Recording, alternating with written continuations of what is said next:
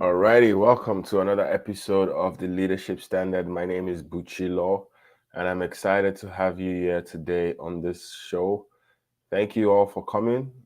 Please kindly like, subscribe, and follow this page for more updates. Again, I want to thank you all for being here today. This is the Leadership Standard, and I'm excited to have you. Before we go, let's just do a quick run through.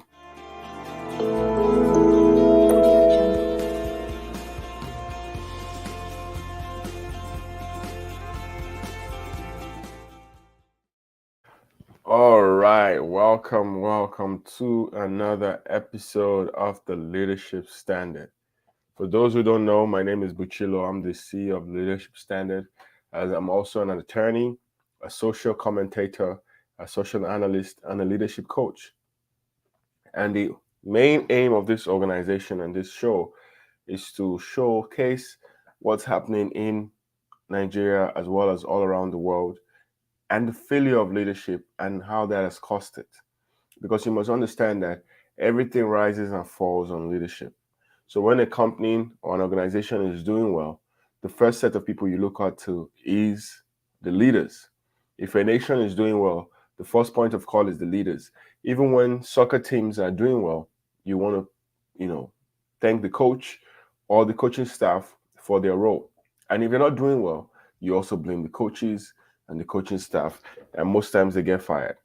But the point I'm trying to make here, in essence, is there has been a constant failure of leadership in Nigeria as well as all around the world, in most especially in African countries, and that's because of the fact that some powers that have monetized poverty, they've monetized the failure of systems. They are getting paybacks from when a system is corrupt. They know how they've worked the system to benefit them only rather than benefit the people. Thank you. Good morning, Revolutionary Way. Welcome. So I want everyone to understand that we have constantly seen this happen in Nigeria. We've constantly seen this happen in other African countries. And I feel like our generation must be that generation that says enough is enough. All right. We have to be that generation that looks at these things and says, why is this happening from every generation? We get to see the same failures of leadership passing down from one generation to another generation, and ultimately we become not we could become numb to it. We don't feel it anymore. We just say this is how life is, but that's not the way life is should be. All right, there should be a level of decency, a level of humanity when people are living their lives. People should not live their lives, feeling constantly as if they are being hounded upon. And that's the kind of pressure most people have when they live in African countries. All right. They feel like there is this pressure of trying to survive, pressure of trying to make ends meet, pressure of trying to, just constant pressure. All right. And that is the reason why we have to not turn a blind eye to this, what's happening. We shouldn't turn a blind eye to it. We should actually learn from it, right? And see how we can make changes. Okay. But as if you understand the Nigerian type of system, you understand that the corruption is so embedded in people that they don't even know when they're acting corrupt. They just think that this is just a way of life. But there is not a way of life, right? Corruption can never be a way of life. We need freedom, we need our prosperity. African people deserve their freedom, they deserve prosperity. And that prosperity is being stolen from them every single day. Every single day. It's either the prosperity is stolen from the leaders in Nigeria, or the prosperity is stolen from, you know, the people who control the people who control the puppets, the leaders in Africa. All right, people in high powers, people in high places, whether they are in other Western countries, that the African, leaders are the ones paying them royalty. And that's the reason why we have to say enough is enough. All right, enough is enough. We cannot continue to live as third-class citizens in the world. All right, how is it that the leaders in Africa travel abroad? They see the development in France, they see the development in Germany, they see the development in UK, they see the development in the United States, but yet they cannot replicate that development back home. All right. It is only fair that those are the kind of questions we should start asking.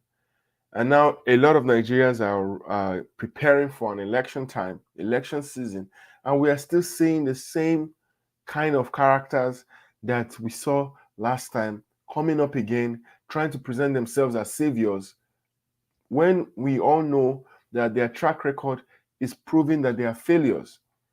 But now they are trying to come like, oh, we can help you, we can change the situation. But the question is, do you really think that a system as corrupt like that is only going to take one person to change the whole situation in one term? Because you must understand that if the democracy system should go on, it's only 4 years anybody will have. And a problem that has been lingering for decades, do you really think anyone has the capacity to solve that problem in 4 years? And let's not even start talking about, oh, what if they win a second term? What is the guarantee that anybody running for any office will win a second term? Only if, of course, there is corruption that is being played. And we all know how the system is in Nigeria with tribalism, with religion, and how people use that even in election time.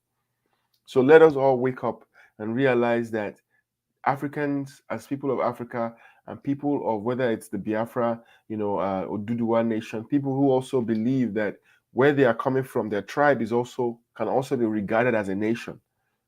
It is not enough that you just say, "Oh, I'm Igbo, I'm all of this, I'm Ishekiri, I'm Ijo."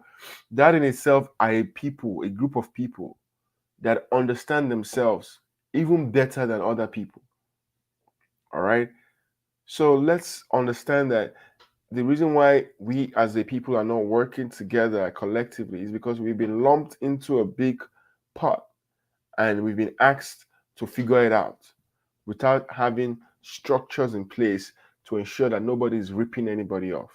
In America, America is a big melting pot.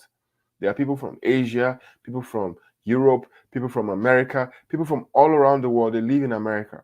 But again, the system that America has created is not a perfect system, obviously, but the system they've created a system that would ensure that anybody who comes into this place, who comes into America, goes through that system to get to wherever they're going through. And that system will try as much as possible to be unbiased, to be, non-racial, to be non-ethnic, to ensure that there's neutrality in the way and manner at which they vote people in, or whether they are giving people opportunities. But we don't see that in Nigeria. We don't see that in other African countries. And that's what we need to talk about. Even in Nigeria, as it stands right now, people, there is a terrorist, high ground in the security agencies, and we all know that. I'm going to share some of my stories right now. All right, this is one story I want us to talk about. Let me see. Seems like it went off. I'm going to put it back up again. But I want everyone to understand, and I want you to put it in the comment section. What do you think is holding Nigeria back? If you had to say exactly what you thought was holding Nigeria back, what would it be? I want to know what you guys think. What do you think is holding Nigeria back? Type it. What do you think is holding Africans back? I want to know. Because the truth of the matter is that we have been on this journey for so long. Yes. I don't know about you, but even we have been on this journey for so long. The journey of trying to figure things out, the journey of trying to understand why we're not making progress as a people. All right. And the reason is simply because we have not discovered each other's individuality power. We've all been covered together, and everyone is now acting as a Nigerian. That's the reason why we're not succeeding as a country, because we've not understood that everyone is different. Everyone is different. Even though they bear the tag Nigerian, they are still different. And you must reach out to them from the angle of their differences and not make fun of their differences. All right? You must not make fun of their differences. You must not try to stifle their difference. We see a country like Nigeria that is stifling the differences of people. And we know that, as Revolutionary Way puts it, not even another president will improve the lives of Nigerians at this point in time, because we've not understood our differences. We've all been forced to collectively agree that we are the same people. because we all call ourselves Nigerians. But that's not true. We're not the same people. We might look like the same people. We might act like the same people, but we're not the same people. You must respect the differences of everybody. If I come to Kano State now, right, there are some people that expect me to act in a certain kind of way. They want me to probably act like, an Hausa person or whatever it is, because now I'm in Kano State. But the thing is this: if Nigeria was really one, even if somebody comes to Kano State and is not from an indigene of Kano, then he should be let to be free to express himself under the Nigerian system. But that's not what it happens. When they go into Kano State, they have to, of course, change their clothes, change the way they talk, or act in a certain kind of way, so that the people there do not harass them, or the people there don't beat them up, or people there don't shave their hair. That is the kind of system that we're running. A system where everybody creates one kind of, government in one block and starts controlling that block and deciding the rules and regulations on those people. And because of the fact that it's not in line with the constitution of Nigeria, which is actually a flawed constitution, it keeps failing and failing and failing. All right. Then there is people who will create Hisba. They will create Hisba that is fighting against alcohol drinking, fighting against, the way people wear their clothes. They create Sharia law. All right. Because at the end of the day, in Africa, most people in Africa are looking on how they can subjugate their fellow brothers and sisters. They constantly are looking at how they can oppress them. It is time for us to remind ourselves that the world is too large for everybody. Everybody can succeed. Everybody can make it. If you live from a point of view of abundance, a point of view of enough, you will not be always thinking of how to bring down the next person or stop the other person's shine, because you believe strongly that the world is big enough for everybody to succeed. Most people don't know that. And that's why they are struggling. Because when they get into a position of power, they want to stop the next person from succeeding. So this is one story I want us to talk about right now. I hope you guys can see it on the screen. This is a story of how kidnappers abduct Abuja trader and steal foodstuff. As you can see, what I'm about to post here. There is nothing new. We all are hearing this, but I don't want this to become a norm. All right? Kidnappers, terrorism, all of these are criminal activities. All right? But these people are becoming very open grazing about it, especially in the areas of Abuja, in the areas of Kaduna, Niger, Benue, Jos. They are becoming very, very vocal about how they want to destroy the people. And they have their guns, they have their machete, and they constantly are going about ensuring that the lives of people are cut short. And in their minds, they feel like they are in power right now. And in their minds, they feel like they have a short time to carry out these activities. And in their minds, they believe that this is an act from God, that God has told them to do this stuff. That is where the religion comes in. The religion plays in warping the minds of people, telling them that they are doing this in the service of God. But we both know that when it comes to humanity, God will never tell another person to go kill another person. But the people who carry out these activities, they don't care. They don't care. So they go about constantly killing, maiming people, and ensuring that people are suffering. So that's the reason why we have to speak up and talk about this. Now, this is another story again I wanted to talk about, of how terrorists killed a newly elected councillor in Katsina and abducted his two wives. Nobody's safe. Even the councillors, even the people that are in political positions, no one is safe. Because if you're not part of them, you are against them. They see it that way. This particular man right now, they don't even this sites, even this on credit to Linda Cage's blog. This is where I get some of my materials. Even this man, they didn't even put his name. They just said newly elected councillor. That's how people die. There is no respect for the lives of people that have lost. We see how they kill people in Olu State. We see how they've killed people in several places. And very soon, these terrorists, as revolutionary will say, they will ransack Abuja, and the same administration will inherit the same terrorism, even on a grand scale. Because we all know that if Nigerians decide to elect somebody who is not a northerner, right? If they decide to elect someone who's not a northerner, there is a high chance that this terrorism that we're seeing right now would even scale to a higher level. Because there is a people who already think that power belongs to them.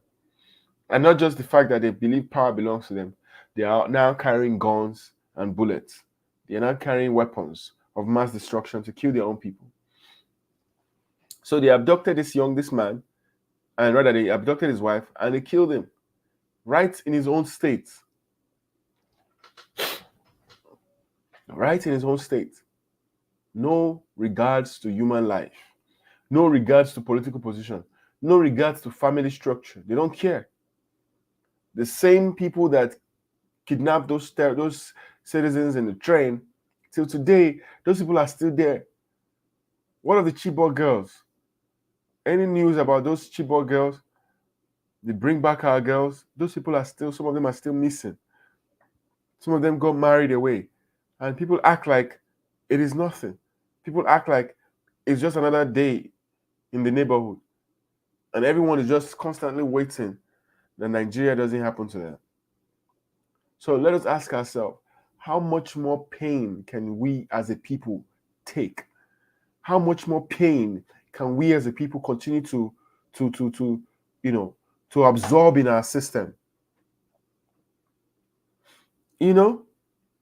If they get, we must understand that there has been a silence. There's been a silence from the north.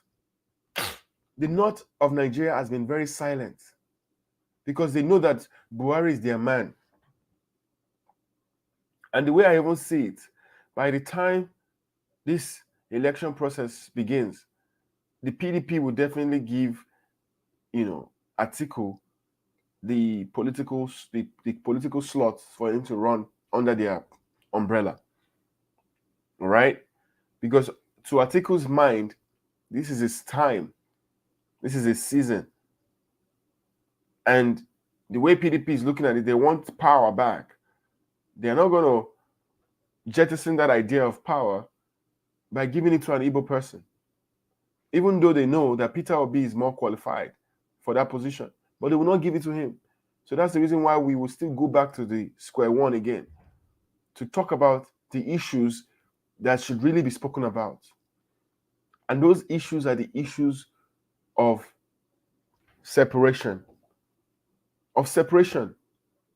Back in 2016, 2015, when Mazi Nnamdi Kanu was shouting and ensuring that people were listening, he was talking about, back then there was restructuring on the table.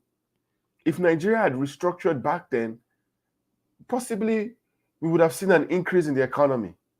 Possibly we would have seen an increase in social capital. Possibly we would have seen an increase in the states. Do you know why people are running from other places to Lagos? And Lagos is now a big slum. It's because of the fact that Lagos is not keeping its money, some of the money that it's making internally. They have to account for that money to the federal government, and at the end of the day, the federal government will now give them an allocation, a state allocation. But imagine if Lagos was keeping its money. Imagine if Anambra was keeping its money. Imagine if Ekiti was keeping its money. Imagine if those people were keeping their money. Imagine how massive those states will grow, minus the corruption, which is very embedded in most African people's mindset, because of they live from a place of lack. When you think from a place of abundance, you will know that you don't have to steal everything that you are seeing in the federal account or in your state account. You will know, because you know that no matter how bad it is, there's always going to be a system to provide for you, whether after you retire. But I keep seeing from generation to generation, I keep seeing older people Older people protesting for their pension.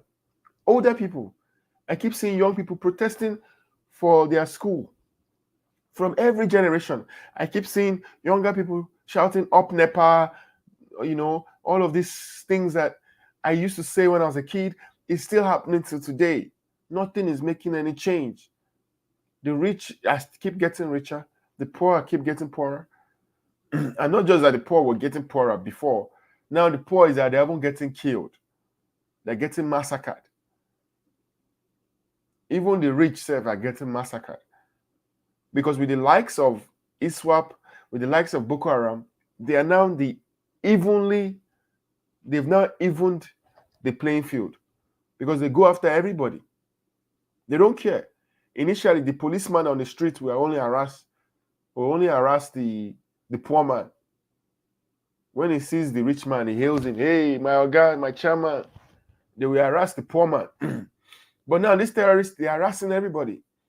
Both the poor man, both the rich man, both the pregnant woman, both the students in school, both the board of directors, they are harassing everybody.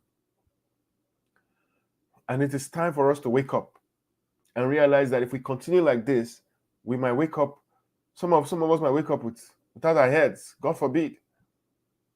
But this is why we need to start asking questions. Why is Nigeria the way it is? Some people have decided that Nigeria should be the way it is because they are benefiting from a failed Nigeria. And how much would you keep living in a denial? This is another story of how bandits threaten to marry off a 21-year-old woman if her parents fail to pay the 1.7 million naira ransom. Imagine. Imagine somebody threatening to marry off someone. It's because they already have somebody in the system that will pick those people they've kidnapped. They have it. They already have people. They have organizational structure. These are the people. These are the buyers. These are the people that will marry them. These are the people that will sleep with them. These are the people that will. They already have all this structure, and the government is aware of this stuff.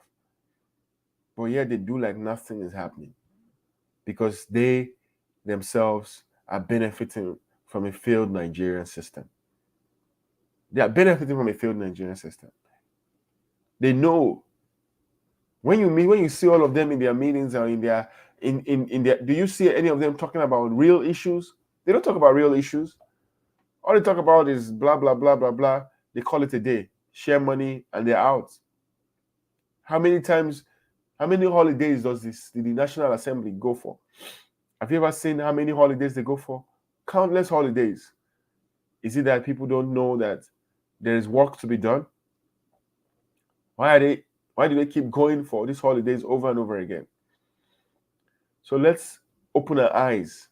Let's remind ourselves that the enemy is currently within. The enemy is currently within. And the faster we start joining the campaign for a peaceful dissolution of Nigeria, so that we will claim territory to our land. The Igbo man cannot claim territory to Nigeria. The Yoruba man cannot claim territory to the whole of Nigeria. The Shekiri man cannot claim territory to the whole of Nigeria. But the Igbo man will have the capacity to claim territory, at least in Biafra land. The Yoruba man will have the capacity to claim territory, at least in Yoruba land. It doesn't matter where or which part of Yoruba land you are in. As far as you are a Yoruba man, you have the right to claim territory in any part of the Yoruba land because you are one of them. And even if someone comes in, the person would have to abide by the laws of the Yoruba nation. And the laws will be drafted specifically based off the needs of the people that live in Yoruba nation.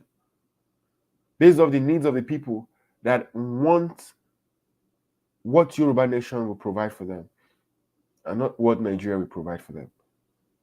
Imagine all the natural resources that exist in places like Ekiti State, in Ondo State. Imagine all the oil that exists in Biafra land. Imagine all of that oil being able to benefit the people of Bayelsa State, people of Delta State, and not just benefiting some tout somewhere in the north or in Abuja, wasting your money and wasting your time while wasting the life of this generation and the next generation. That will not be our portion. Imagine a 21-year-old woman being said they're going to marry her off. You know, as Revolutionary was said, Mazi Nnamdi Kanu has once said that we're all tribalistic in nature, and that's true. We only feel home where our ancestors live. Nigeria is not it. Everyone to their tent, oh, Israel. That is a simple fact. I can keep going on and on and on. It is natural. Even the white man, a white man will first of all look at marrying another white man, a white woman, before he starts looking at the possibility of marrying a black woman. It is not a bad thing to be tribalistic in nature. It's not a bad thing. But the bad thing is when the people that you are sharing space with are using your head. They are using your head to play games with you. That's when it becomes bad. You cannot claim, you cannot imagine this house now, and I have roommates in this house, and these roommates are from every part of the world, and like there are 5 roommates, and they now decided to only make me the only person that will do all the laundry, the dishes, the cleaning. I will scrub the floor. I will be doing all the ground, all the work, while they will be the ones watching TV, drinking beer, drinking wine, and pursuing women. But I'm now the only one that is the slave. That is what they are doing. That is exactly how they've turned the people of the East too.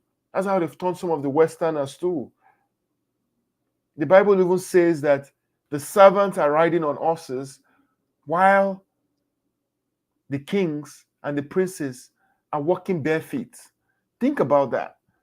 Let that sink in your head, and it tell you exactly the kind of life that you are living, if that life was predisposed by God based off the national resources that you have.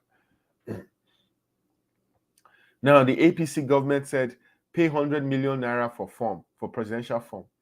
And even a governor is paying 100 million naira. And nobody's asking, how did you get that 100 million naira? 100 million naira non-refundable just for the form.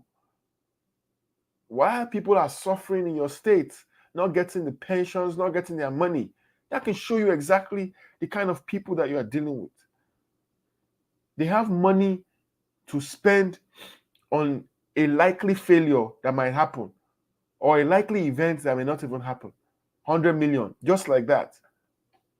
This is not a guaranteed, like, oh, I'm putting 100 million naira for my state because I know that by the time all of this is done, I will get $150 million naira back. That's not what they're doing this. They're doing this for their own selfish interest, selfish gain. Since you have been living in your state, since you have been living in wherever you are living in right now, in Africa or in Nigeria, have you gotten any change? Have you felt any change or any development in your life? Have you seen any practical change? Those are the questions we need to ask ourselves. Because if not, you all are going to keep making the same mistakes every single time. And every time I laugh whenever I see people that get into trouble and they're on camera and they're like, we're begging the Nigerian government, please come and help us. Please, President Buhari, please come to our rescue. President Buhari, please come to our rescue. I'm like, are you okay? Are you all right? Nobody's coming to your rescue. Nobody is coming to the rescue of Nigerians. In Chile, when there's a problem, you see them on the streets. Even in America, yeah, when they killed George Floyd, when they did all of those Black Lives Matter, they were on the streets for days, telling the government how they felt. Now, the person that killed those Black Lives Matter, the Derek Chauvin, the police officer that killed George Floyd, he's in jail. He's in jail right now. Because the people did not sit down on it. They didn't just say, okay, well, it is how it is. It is what it is. Maybe God will help us next time. Maybe God will help us tomorrow. They didn't sit down like that. They ensured that justice must be done. That's why I respect the organization IPOB for the fact that at least they are the only ones that is constantly suing the Nigerian government. They are constantly suing the Nigerian government in every capacity, whether it's in Kenya, whether it's in Nigeria, whether it's in the International Criminal Court, whether it's in the US court. They are constantly filing lawsuits against the Nigerian government. Because you need to ask questions. The fact that I filed a lawsuit against you doesn't mean I hate you. It just means I want to clarify some issues. I'd rather file a lawsuit against you than to kill you. Some people will just go and commit murder because they don't care. But I would rather take you to court to ensure that justice is done in the case. And that is what IPOB, that is what Mazi Nnamdi Kanu is doing. But the same courts that should be a place of justice, you all know the answer to that. They are delaying his trial.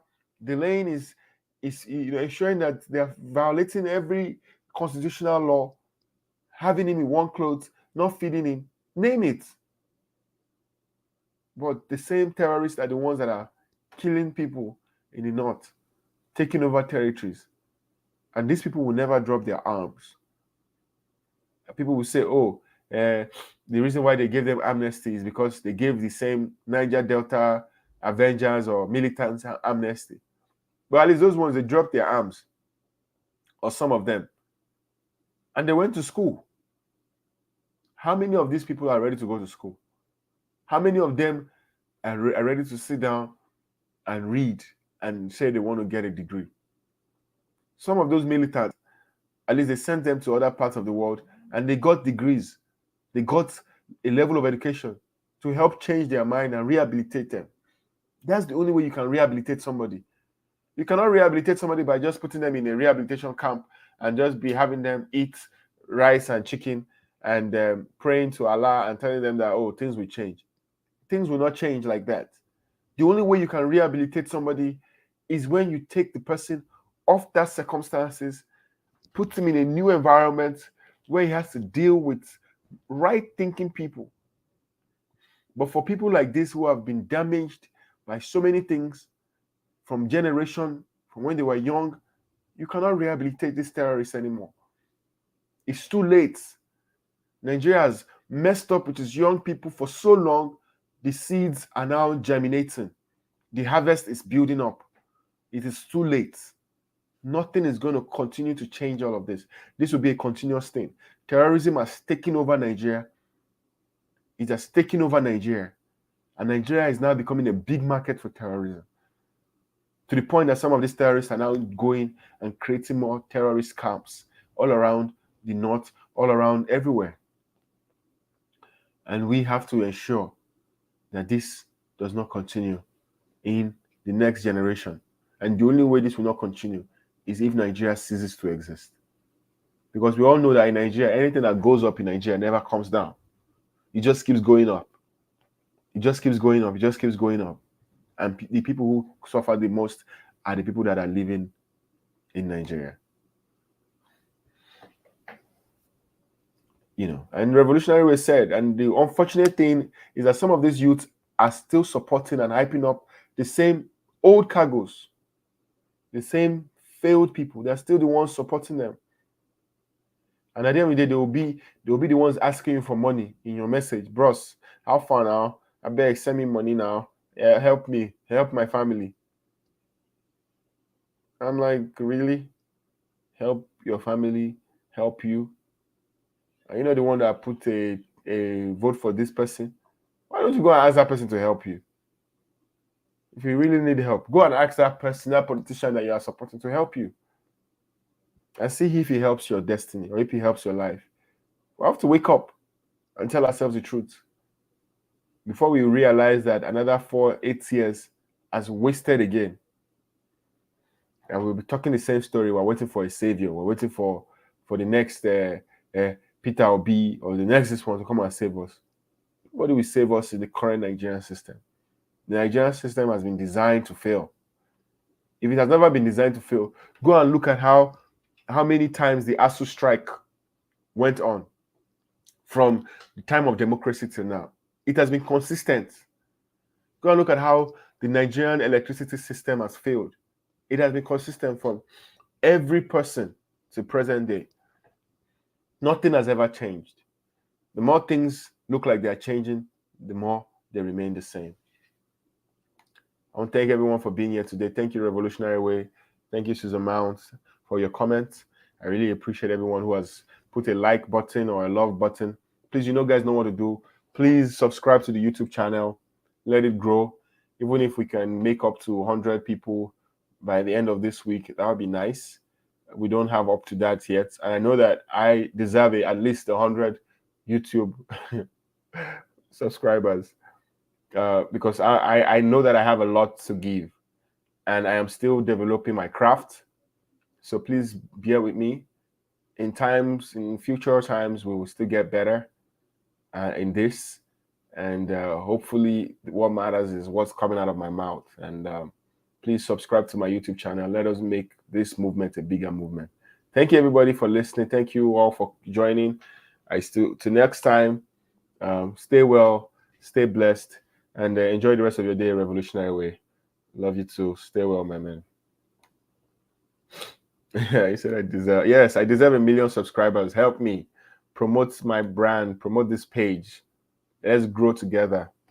All right. Until then, I'll keep managing my small subscribers. At least you people come and listen to me rant and talk.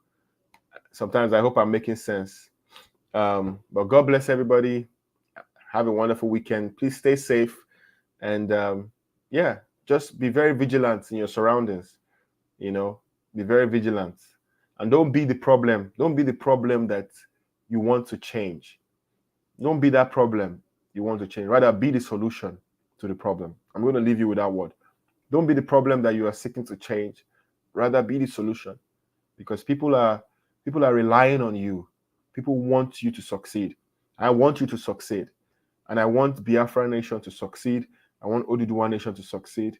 The way it is now, the way Nigeria is right now, I'm not going to say anything, but we're all saying that Nigeria is not succeeding. Apart from Afrobeats, I don't see anything else that is succeeding in Nigeria. Apart from music, entertainment, maybe Nigerians that can make you laugh. They can make you roll on the floor. But again, are we going to keep letting these people steal from us, steal from our generation? The fact that you are privileged and you live in Lekki, you live in Ikoyi, you live in all the highbrow areas is not enough reason why you should let people, or let this suffering continue. It is time that we keep speaking up and hoping that a change happens soon. Bless you all. Enjoy the rest of your weekend.